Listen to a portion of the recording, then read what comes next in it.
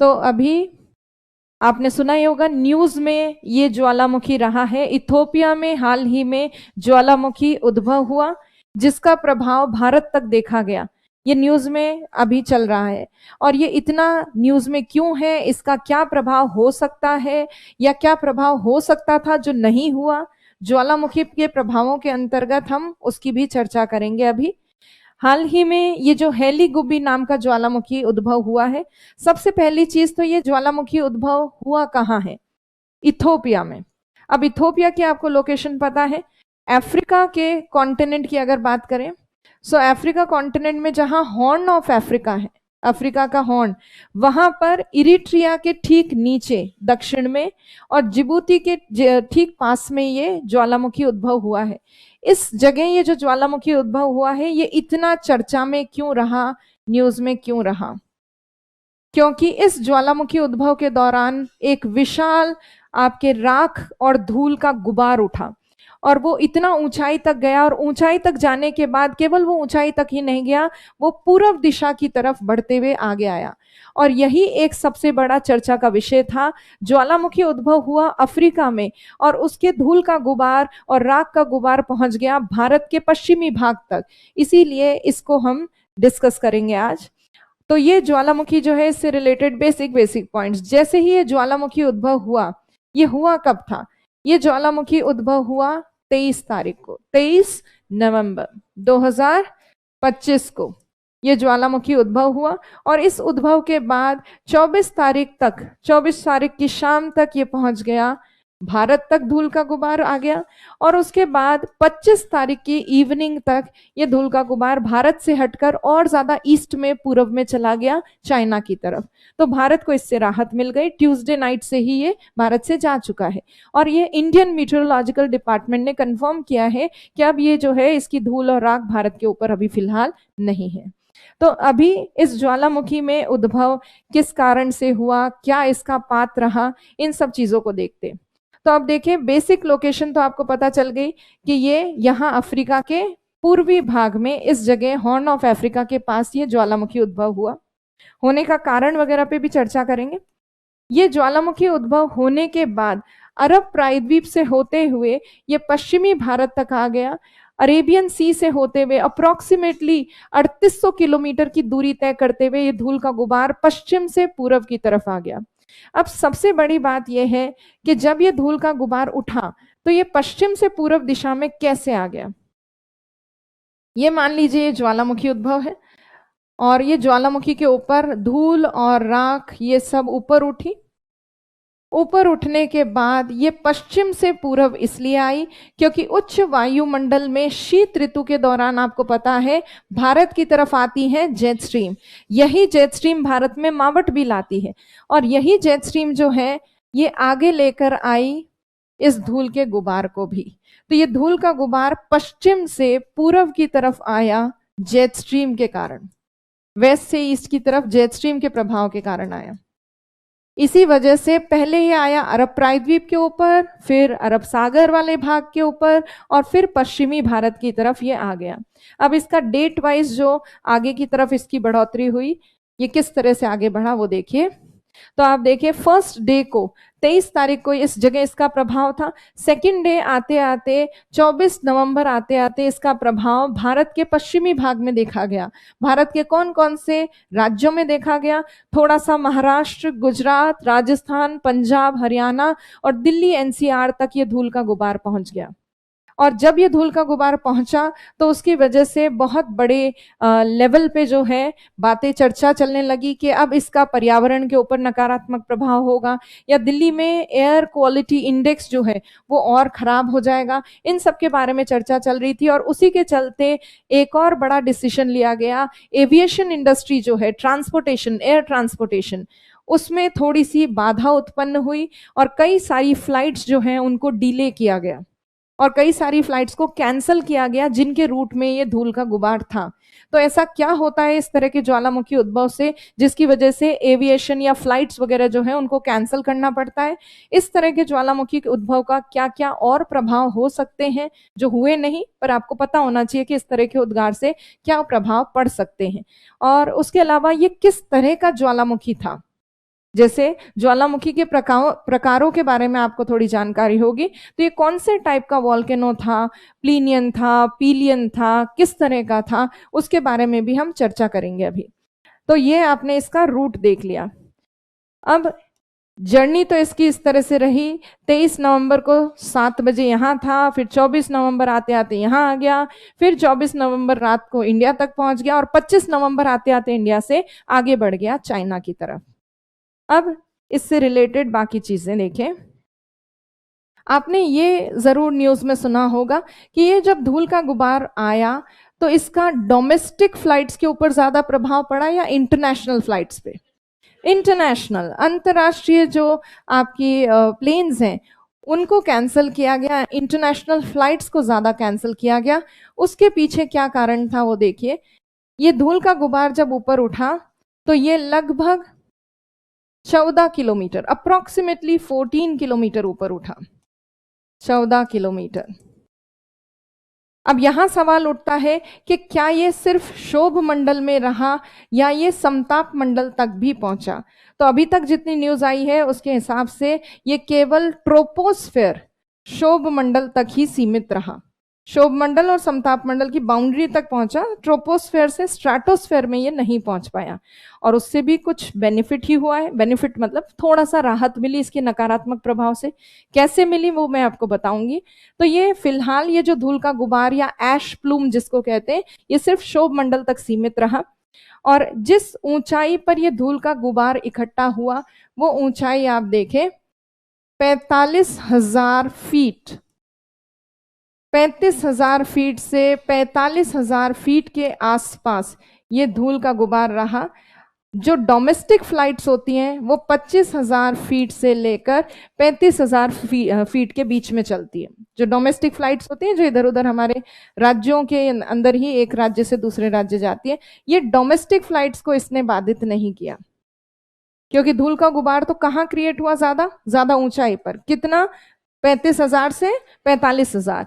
वहां पे चलती है इंटरनेशनल फ्लाइट्स, इंटरनेशनल फ्लाइट्स।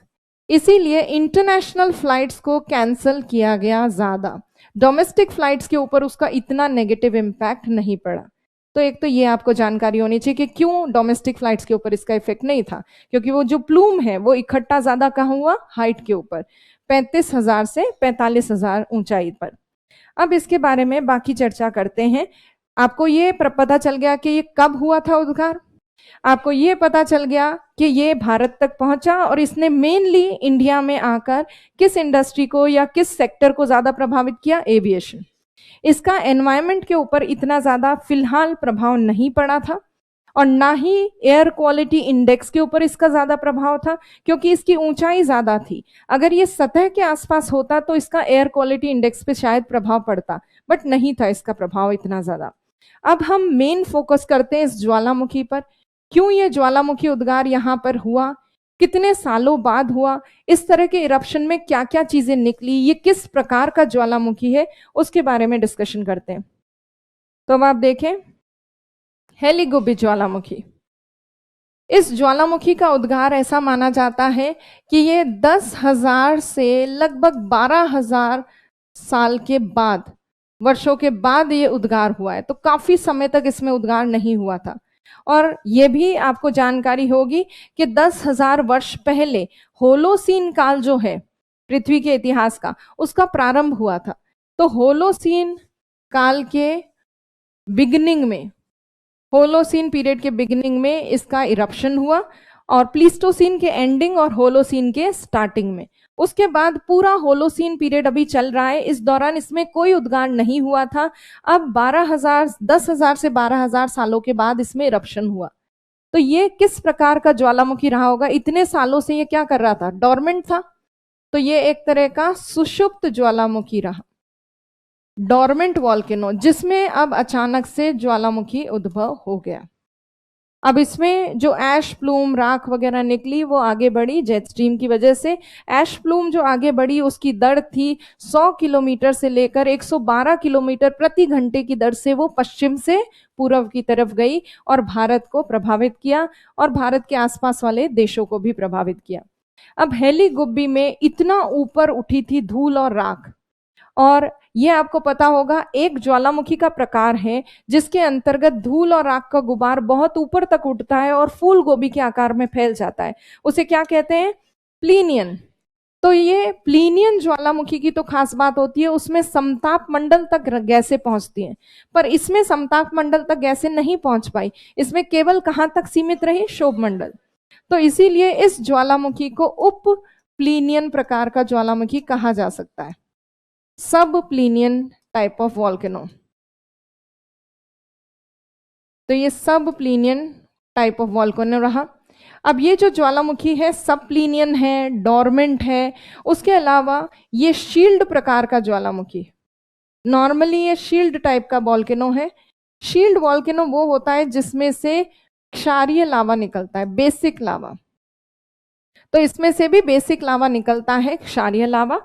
पर इस बार गैसों की तीव्रता भी काफी ज्यादा थी, धूल और राख युक्त गैसें जो हैं वो ऊपर उठी काफी ज्यादा ऊंचाई तक। वरना आपको ये जानकारी होगी, सामान्यतः शील्ड ज्वालामुखी इतने ज्यादा विस्फोटक नहीं होते, बट ये वाला ज्वालामुखी जो है ये इस बार थोड़ा विस्फोटक तरीके से निकला। और इसमें खास तौर पे विस्फोट नहीं, इसकी खास जो हाईलाइटिंग पॉइंट था, धूल और राख का गुबार जो इतना ऊपर उठा और इतने सारे देशों को उसने प्रभावित किया, वो इसका हाईलाइटिंग पॉइंट था। तो ये सब प्लीनियन, शील्ड प्रकार का ज्वालामुखी और सुषुप्त ज्वालामुखी, तो ये इसके टाइप्स हैं, के नाम है, ये किस प्रकार का ज्वालामुखी है? ये सुषुप्त, डोरमेंट वॉल्केनो।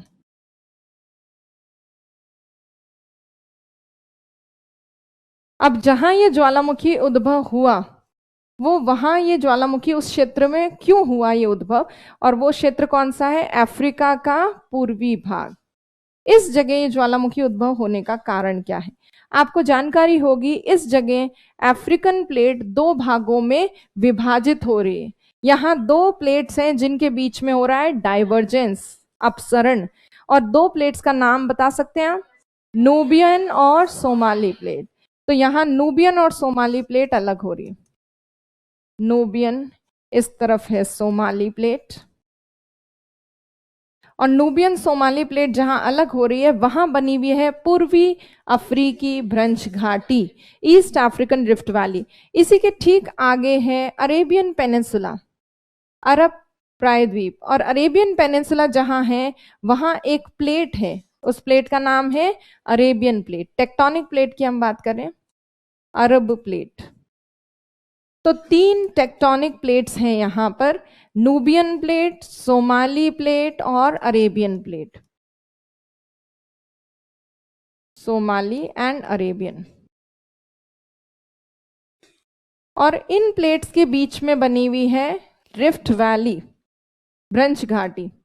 उस भ्रंश घाटी को हाईलाइट करती है। और कुछ भ्रंश घाटी वाले क्षेत्र में तो जल है, जैसे यहाँ लाल सागर है, यहाँ पूर्वी अफ्रीकी भ्रंश घाटी है, और यहाँ एडन, गल्फ ऑफ एडन है, अदन की खाड़ी। आपको पता होगा अदन की खाड़ी इस क्षेत्र में। तो यहाँ जिस जगह ज्वालामुखी उद्भव हुआ वो यहाँ पे हुआ, जो अभी आपने लोकेशन मैप पे देखी थी, इस जगह। तो ये ज्वालामुखी उद्भव वहां हुआ है जहां लाल सागर वाली भ्रंश घाटी, रेड सी वाली rift valley, gulf of Aden वाली, अदन की खाड़ी वाली भ्रंश घाटी, और पूर्वी अफ्रीकी भ्रंश घाटी, ईस्ट अफ्रीकन रिफ्ट वैली, जहां पे आकर मिलती है, इंटरसेक्ट करती है, उस जगह पर, उस ट्रिपल पॉइंट वाले रीजन पर यह ज्वालामुखी उद्भव हुआ। तो वो ट्रिपल पॉइंट जहां तीन प्लेटें आपस में आकर मिलती हैं, उस ट्रिपल पॉइंट का एक नाम है, उसे कहते हैं आफार ट्रिपल जंक्शन या ट्राई जंक्शन। तो आफार ट्राई जंक्शन इस क्षेत्र में है जिस जगह ये ज्वालामुखी उद्भव हुआ। उसे ट्राई जंक्शन क्यों कहा जाता है? क्योंकि यहाँ तीन भ्रंश घाटियां मिल रही हैं और तीन प्लेटें अलग हो रही हैं, अरब प्लेट, नूबियन प्लेट और सोमाली प्लेट। सोमाली, इन तीनों प्लेट्स के डाइवर्जेंस वाले रीजन में यहां पर जो है ट्रिपल पॉइंट, उसे कहा जाता है अफार ट्राई जंक्शन। ये है अफार ट्राई जंक्शन, इसका नाम यहां लिखते हैं, ट्राई जंक्शन। तो ये ज्वालामुखी उद्भव अफार ट्राई जंक्शन में हुआ है। अफार ट्राई जंक्शन में वॉल्केनिक इरप्शन होने का कारण है डाइवर्जिंग प्लेट बाउंड्रीज। और ये ज्वालामुखी जो हमने अभी देखा हेलियब्बी, ये वास्तव में एक ज्वालामुखी श्रेणी है, उसका पार्ट है। एक श्रेणी है जिसका नाम है एटा एले वॉल्केनिक रेंज। एटा एले वॉल्केनिक रेंज। तो ये जो हेलीगुबी नाम का ज्वालामुखी है, ये मेनली एटा एली वॉल्केनिक रेंज का ही पार्ट है, उसी का एक्सटेंशन है, और वहां पे इसी वजह से ज्वालामुखी उद्भव हुआ। एटा एली एले ज्वालामुखी श्रेणी, पार्ट ऑफ ज्वालामुखी श्रेणी का भाग।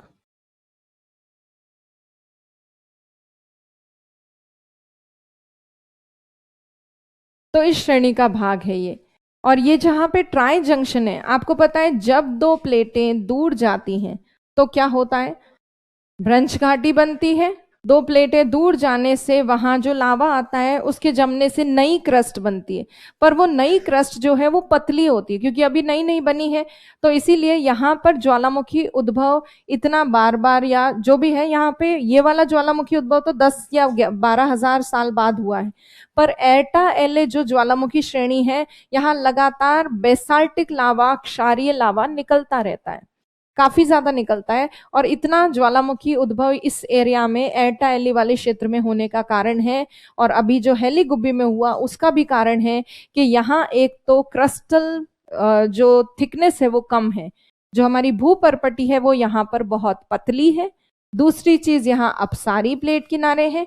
तीसरी चीज हेलीगुबी जो ज्वालामुखी है उसके ठीक नीचे मेंटल प्लूम बना हुआ है, मतलब मेंटल वाली परत में वहां गर्म मैग्मा है, जिसकी वजह से यहाँ पे ज्वालामुखी उद्भव इस बार हुआ। तो हेलीगुबी में ज्वालामुखी उद्भव होने के कारण रीजंस क्या है? तो रीजंस में 3 बड़े रीजंस आप बता सकते हैं। एक तो ये अपसारी प्लेट किनारा है, डाइवर्जिंग प्लेट बाउंड्री। दूसरा कारण है यहां थिन क्रस्ट है, मतलब भूपर्पटी यहां पे पतली है, भूपर्पटी पतली। और तीसरा, इस हेलीगुबी ज्वालामुखी के ठीक नीचे मेंटल प्लूम है, मेंटल प्लूम इसके ठीक नीचे, मेंटल प्लूम जहां पे गर्म मैग्मा ऊपर की तरफ उठता है। तो हेलीगुबी के उद्भव का कारण आपको यहाँ पे समझ में आया। और ये जो ट्राई जंक्शन है जहाँ पे 3 प्लेट्स मिलती है, इसको कहते हैं अफार ट्राई जंक्शन। इसी अफार ट्राई जंक्शन वाले क्षेत्र में बहुत बड़ा सा एक गड्ढा है, डिप्रेशन है, और उसको कहा जाता है अफार डिप्रेशन भी कह सकते हो उसको। प्लस आपने कभी अफ्रीका के मैप में एटलस में देखा हो तो उसे दानाकिल डिप्रेशन भी कहा जाता है, दानाकिल डिप्रेशन। तो जहां ये अफार ट्राई जंक्शन है, यहाँ पे एक नीचा क्षेत्र है जो समुद्र तल से, सी लेवल से नीचे है, और उसको कहते हैं अफार डिप्रेशन। हिंदी में भी उसको देवनागरी में डिप्रेशन लिखा जाता है। और अफार डिप्रेशन का ही उत्तरी भाग है दानाकिल डिप्रेशन। तो अफार डिप्रेशन या दानाकिल डिप्रेशन में ये ज्वालामुखी उद्भव हुआ है, दानाकिल। तो ये कुल मिला के सारी बातें हैं हेलीगुबी के बारे में। ये ज्वालामुखी उद्भव कब हुआ था लास्ट, कितने सालों बाद ये हुआ है? पहले तो होलोसीन काल में हुआ था, अभी हुआ है 2025 में, 2025 में अभी रिसेंट में हुआ है, वो भी 23 नवंबर।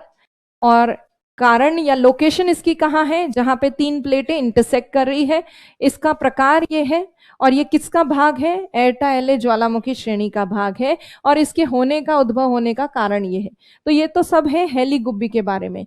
पर इस प्रकार के ज्वालामुखी से लोग इतना ज्यादा भयभीत क्यों होते हैं, या इसका ऐसा क्या नकारात्मक प्रभाव होता है जिसकी वजह से ये इतना चर्चा में रहते हैं? इनके प्रभावों की भी चर्चा करेंगे। उससे पहले हेलीगुबी में जो धूल का गुबार निकला, उसमें केवल धूल नहीं थी, धूल के साथ साथ उसमें क्या क्या चीजें थी आपको जानकारी है? इसमें राख थी, डस्ट थी, कांच के कुछ टुकड़े थे, ग्लास, और उसके साथ साथ थी सल्फर डाइऑक्साइड। ये काफी महत्वपूर्ण है, सल्फर डाइऑक्साइड। इसके काफी नेगेटिव इंपैक्ट्स हो सकते थे पर हुए नहीं। और क्या हो सकते थे इसके नकारात्मक प्रभाव, वो अभी हम चर्चा करेंगे। फिलहाल आप ये देख लें ओवरऑल इसके बारे में, हेलीगुब्बी के बारे में। फिर इसके प्रभाव की चर्चा करेंगे कि क्या क्या इसके प्रभाव हो सकते थे और क्या क्या हुए। दाना किल का ल रह गया, अभी लिख देते हैं, दाना किल। चलिए, तो दानाकिल डिप्रेशन में ये है, दानाकिल डिप्रेशन अफार डिप्रेशन के ही उत्तरी भाग में। अभी हम बात करते हैं कि ये हेलीगुब्बी जैसे ज्वालामुखी का क्या प्रभाव रहा, भारत पर क्या प्रभाव रहा और क्या संभावित प्रभाव हो सकता था जो नहीं हुआ। तो अब आप इस मैप के ऊपर देखें, जो मैंने आपको बताया वही चीजें यहां पर बनी हुई है। अरेबियन प्लेट, यहाँ पे सोमाली प्लेट, यहाँ नूबियन प्लेट, इनके बीच में ये लाल सागर, ये अदन की खाड़ी, गल्फ ऑफ एडन, और ये है ईस्ट अफ्रीकन रिफ्ट वैली। इसके बीच में ये जो हाईलाइटेड पार्ट आपको दिख रहा है ये है अफार ट्राई जंक्शन, और यहीं पर ज्वालामुखी है एटा एले, जिसका पार्ट रहा ये हेलीगुब्बी जिसका पार्ट है। अब लोकेशन आप देख चुके हो, इसको जूम करके यहाँ देखिए, ये वाले जो पार्ट है इसकी बात हो रही है, गल्फ ऑफ एडन और ट्राई जंक्शन है, अफार ट्रिपल जंक्शन या ट्राई जंक्शन इसको कहा जाता है। अब ये सब चीजें तो आपने देख ली, अब इसके प्रभाव क्या हो सकते थे या क्या हो सकते हैं आगे भविष्य में ऐसा कोई उद्गार होता है तो। फिलहाल जो हेलीगुब्बी रहा उसके भारत के ऊपर तो बहुत ज्यादा नेगेटिव इम्पैक्ट्स नहीं रहे।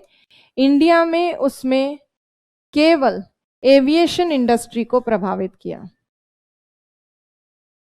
मतलब केवल हमारा जो प्लेन्स वगैरह जो चलते हैं उनका मार्ग थोड़ा सा डिस्टर्ब हुआ।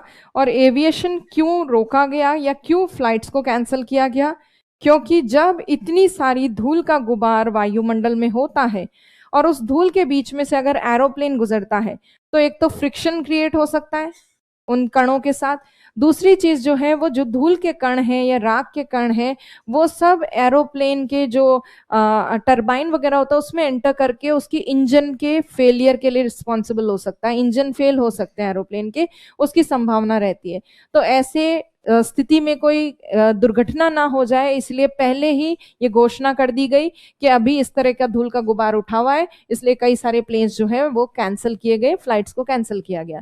तो इंडिया में फिलहाल इस बार तो केवल इसका ये प्रभाव था कि एविएशन इंडस्ट्री को इसने नेगेटिवली इन्फ्लुएंस किया। अब जो न्यूज में चल रही थी चीजें कि ये एयर क्वालिटी इंडेक्स भी शायद प्रभावित कर दे, पर इसने एयर क्वालिटी इंडेक्स को प्रभावित नहीं किया क्योंकि इस धूल के गुबार की ऊंचाई थोड़ी ज्यादा थी। नीचे नीचे अगर होता ये तो ये एयर क्वालिटी इंडेक्स को प्रभावित करता। अभी इंडिया में तो केवल इसने एविएशन इंडस्ट्री को थोड़ा प्रभावित किया। उसके अलावा दूसरे क्षेत्र जैसे कि अफ्रीका में जहां ये इरप्शन हुआ वहां पर इसके नकारात्मक प्रभाव हो सकते हैं। जैसे अफ्रीका में जब ये धूल का गुबार उठा होगा और वो सारी धूल आसपास के क्षेत्र में सेटल हुई होगी, गिरी होगी वहां पे भी, तो ये जो धूल के गुबार या राख ज्वालामुखी की वहां गिरी होगी उसकी वजह से वाटर कंटामिनेशन का डर है, मतलब वहां के जो जल स्रोत हैं उनके प्रदूषित होने का या फिर उनके दूषित होने का डर है, चाहे वो ग्राउंड वाटर हो, रिवर वाटर हो, क्योंकि उसमें राख और ये धूल सब मिक्स हो जाएगी तो वहां के पीने के पानी की समस्या उत्पन्न हो सकती है। तो एक तो वाटर कंटामिनेशन अफ्रीका में इसकी वजह से हुआ होगा। फिर सॉइल, मृदा जो है उसके ऊपर भी इसका नकारात्मक प्रभाव पड़ सकता है, क्योंकि जब ये राख वगैरह सॉइल के ऊपर गिरती है तो सॉइल के पीएच लेवल को ये डिस्टर्ब कर देती है, और पीएच लेवल अगर सॉइल का डिस्टर्ब हो जाता है तो उसकी वजह से क्या होता है, मृदा की उत्पादकता कम हो सकती है। फिर मैंने आपको बताया इस बार तो हालांकि जो ज्वालामुखी उद्भव हुआ ये वाला, इसमें लावा कम निकला था, इसमें ज्यादा मात्रा में क्या निकली, धूल वगैरह निकली। अब ये जो सल्फर डाइऑक्साइड निकलती है, सल्फर डाइऑक्साइड की वजह से संभावना होती है एसिड रेन की, अम्लीय वर्षा की संभावना होती है, तो उस एरिया में एसिड रेन की संभावना भी बढ़ सकती है। फिर उसके अलावा अफ्रीका के इस क्षेत्र में जो टूरिज्म इंडस्ट्री है वो कुछ समय के लिए टेम्परेरी शटडाउन उस पे हो जाएगा या टेम्परेरी लेवल पे डिक्लाइन हो जाएगी। पर्यटन जो है उस पर नकारात्मक प्रभाव पड़ेगा, टेम्परेरी तौर पे ही सही, पर कुछ समय के लिए पर्यटन पर नकारात्मक प्रभाव। फिर जो वहां पे जो भी ट्रांसपोर्टेशन के माध्यम से जो भी प्रोडक्ट्स पहुंच रहे थे, ट्रेडिंग हो रही थी, व्यापार हो रहा था उस क्षेत्र में, वो भी बाधित हुआ होगा, क्योंकि आपको पता है लाल सागर के रास्ते से आगे की तरफ जाते हैं, ट्रेडिंग रूट है वो। तो इसकी वजह से कुछ ट्रेडिंग रूट्स भी, व्यापार के मार्ग भी थोड़ा बहुत नकारात्मक रूप से प्रभावित हुए, व्यापार वाणिज्य पर भी इसका नकारात्मक प्रभाव पड़ा। पर ये अफ्रीका में रहा, इंडिया में तो केवल उसने एविएशन इंडस्ट्री को ही नेगेटिवली इन्फ्लुएंस किया।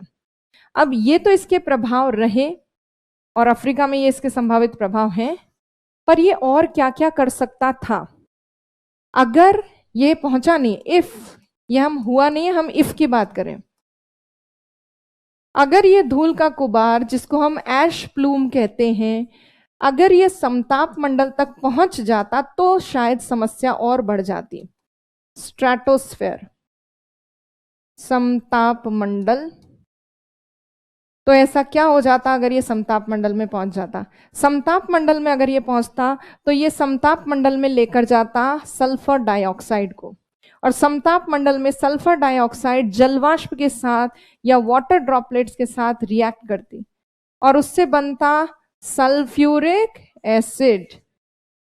सल्फ्यूरिक एसिड बनता, सल्फ्यूरिक अम्ल का निर्माण होता, और ये सल्फ्यूरिक अम्ल के जो एरोसोल्स होते हैं, एरोसोल्स, छोटे छोटे सल्फ्यूरिक एसिड के एरोसोल्स, जब समताप मंडल में इनकी एक पूरी परत फैल जाती है तो वो सौर विकिरणों का, सोलर रेडिएशन का क्या कर देते हैं? परावर्तन, रिफ्लेक्ट बैक कर देते हैं सोलर रेडिएशन को। तो जब भी स्ट्रेटोस्फेयर में इस तरह के एरोसोल्स क्रिएट होते हैं सल्फ्यूरिक एसिड जैसे, वो सोलर रेडिएशन को रिफ्लेक्ट करते हैं, जिसकी वजह से temporary global cooling effect create होता है। मान लो ये एरोसोल्स है सल्फ्यूरिक एसिड के, सनरेज आती तो सन रेज को ये रिफ्लेक्ट बैक कर देते, और रिफ्लेक्ट बैक हो जाती तो नीचे की तरफ जितनी सौर विकिरण पहुंचनी चाहिए थी वो नहीं पहुंच पाती। उसके वजह से वैश्विक शीतलन की समस्या उत्पन्न हो सकती थी, पर वो नहीं हुई। ग्लोबल कूलिंग की कंडीशन बन सकती थी, पर वो नहीं बनी थैंकफुली। तो हम बच गए इस तरह के प्रभाव से, बट ऐसा प्रभाव भी होता है इनमें। उसके अलावा अगर ये ज्यादा नीचे होता धूल का गुबार तो क्या हो जाता? एयर क्वालिटी पे इसका नेगेटिवली इन्फ्लुएंस होता, नकारात्मक प्रभाव होता वायु की गुणवत्ता पे। हालांकि अफ्रीका में जहां ये उद्गार हुआ है वहां तो इसने एयर पॉल्यूशन कर ही दिया है, वायु प्रदूषण वहां तो कर ही दिया, पर भारत जैसे देश जहां ये बाद में पहुंचा वहां पे भी ये शायद वायु की गुणवत्ता में कमी ले आता अगर ये धूल का गुबार थोड़ा नीचे होता तो। पर अभी फिलहाल हम इसके इस प्रभाव से बच चुके हैं। तो इस तरह के ज्वालामुखी से ये सारे नकारात्मक प्रभाव भविष्य में हो सकते हैं। और आपको पता है अफ्रीका की भ्रंश घाटी जहां है वो एक बहुत सक्रिय क्षेत्र है, जहां लगातार प्लेटें एक दूसरे से दूर जा रही हैं, अपसरण हो रहा है। इस तरह के ज्वालामुखी उद्भव ये संकेत देते हैं कि अफ्रीकी भ्रंश का निर्माण लगातार चल रहा है, अभी भी वो सक्रिय है, और भविष्य में हो सकता है इस तरह के और उद्गार हमें देखने को मिले। और संभावित जैसा प्रभाव इस बार रहा, हो सकता है भविष्य में और इस तरह के कोई इरप्शंस के लिए हमें तैयार रहना पड़े मेंटली। तो यहाँ अफ्रीकन वाला जो रीजन है काफी एक्टिव रीजन हो चुका है, और वो डाइवर्जेंस होते होते एक समय बाद ये भी कहा जाता है कि अफ्रीका महाद्वीप क्या हो जाएगा? विखंडित हो जाएगा दो अलग अलग भागों में, और दोनों के बीच में जल आ जाएगा पूर्वी अफ्रीकी भ्रंश घाटी वाले क्षेत्र में। खैर वो तो भविष्य की बातें हैं, वो आगे देखते हैं। पर फिलहाल हमने बात की हेलीगुब्बी जो इथोपिया में हुआ ज्वालामुखी उद्भव है, जिसका प्रभाव भारत तक रहा, क्या प्रभाव था वो हमने चर्चा की, क्यों ये उद्गार हुआ उसकी चर्चा की, और ये पश्चिम से पूर्व क्यों आया ये भी हमने देख लिया। तो इसको आपको समझ में आ गया होगा होपफुली, इसको आप नोट डाउन कर लें। ये करंट का टॉपिक है, प्लस वॉल्केनिक इरप्शन या वॉल्केनो जिसमें आपके मेंस के सिलेबस में आरएस में है, या किसी भी एग्जाम में जहां ज्वालामुखी आपके टॉपिक है उसमें ये टॉपिक आपके करंट के हिसाब से इंपॉर्टेंट हो जाता है। ठीक है, तो चलिए इसको नोट डाउन कर लीजिए, देख लीजिए। आपको पता है हमने पहले भी ये लिखा है, सल्फर डाइऑक्साइड ग्लोबल कूलिंग लिखा था ना हमने पहले, नोट्स में लिखा हुआ है, आपके है लिखा हुआ नहीं है?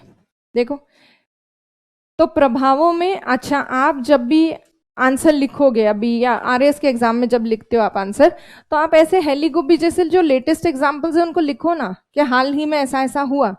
और जिन लोगों के इंटरव्यू होंगे, मतलब अभी इंटरव्यू के भी तो चल रहे हैं ना बैचेस, जिनका मेंस हो गया, उनको ये पूछा जा सकता है कि उद्गार अफ्रीका में हुआ, चिंतित हम हो रहे हैं दिल्ली में बैठे बैठे, क्यों चिंतित हो रहे हैं, क्या कारण है, उसके पीछे ये कारण आपको पता होने चाहिए। तो हेलीगुब्बी के बारे में देख ले। आज एटलस जाके और दानाकिल डिप्रेशन देखना आप, एटलस है ना आपके पास, सबके पास, अफ्रीका के फिजिकल मैप में दानाकिल डिप्रेशन को जरूर जाके देखिएगा। तो जो लोग एक्स्ट्रा ऐड करना चाहते हैं वो ये ऐड कर लें कि when sulphur dioxide gas reaches up to stratosphere it reacts with water leading to the formation of sulphuric acid aerosols. Sulphuric अम्ल के एरोसोल बनाती है जो सौर विकिरण का परावर्तन करते हैं। जिनके नहीं लिखा हुआ वो ये लिख लीजिए, सोलर रेडिएशन रिफ्लेक्ट बैक करता है और उसकी वजह से ग्लोबल कूलिंग की प्रॉब्लम क्रिएट होती है, वैश्विक शीतलन, परावर्तन। तो ये तो हमने देख लिया हेलीगुब्बी के बारे में। ओके चलिए, थैंक यू।